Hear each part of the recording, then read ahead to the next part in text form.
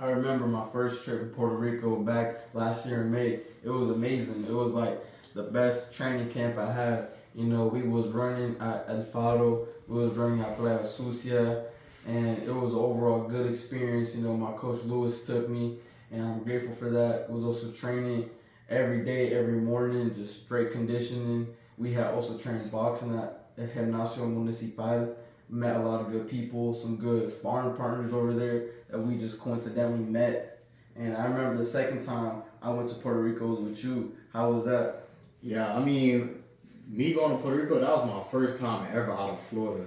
So like me training there, the atmosphere was like crazy. Training on the beach, training at the track, sparring new people, training at the new gyms. I liked it. But I feel like I'm gonna have to have my mind locked in when I really go to Puerto Rico, because I know I'm gonna get very, very gordo. I know the food is very bueno.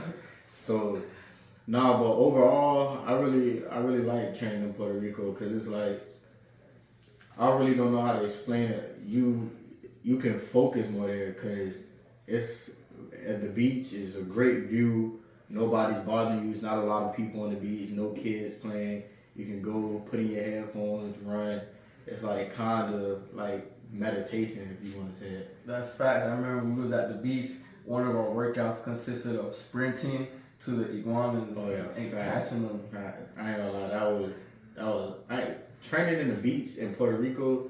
I don't know. It seemed a little harder than training in the beach here, because it's like it's very more humid over there. So, yeah, definitely the heat. Yeah, the heat is that's gonna kill you. Facts. So you gotta be ready and prepared to go train. Speaking of eating and getting gordo, you remember soon after we got done eating, you and I believe it was Anthony signed up for a marathon and ran a whole 5K just 2 hours after. Tell me how that felt. Man, it was so last second. We was heading to Festival Patronales, and we just so happened to see a marathon. So like, you know what, we gonna sign up for this 5K, might as well. And it was a good experience because of the hills and the altitude of the marathon. It was a lot different, you know, the breathing and stuff.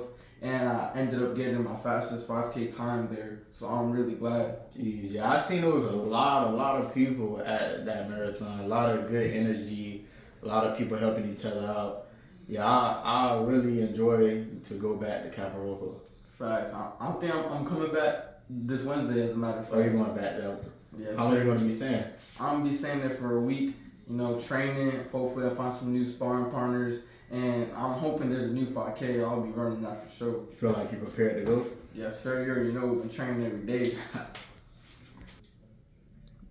I remember the festival we went to in Cabo Rojo. It was a really good experience. I remember they had brought us up on stage with John Molina himself, and they made us give us a speech, and the crowd was really good. It was a really good atmosphere. There was tons of people there. It was crowded. Everywhere you went, there was people, a lot of good energy and vibes.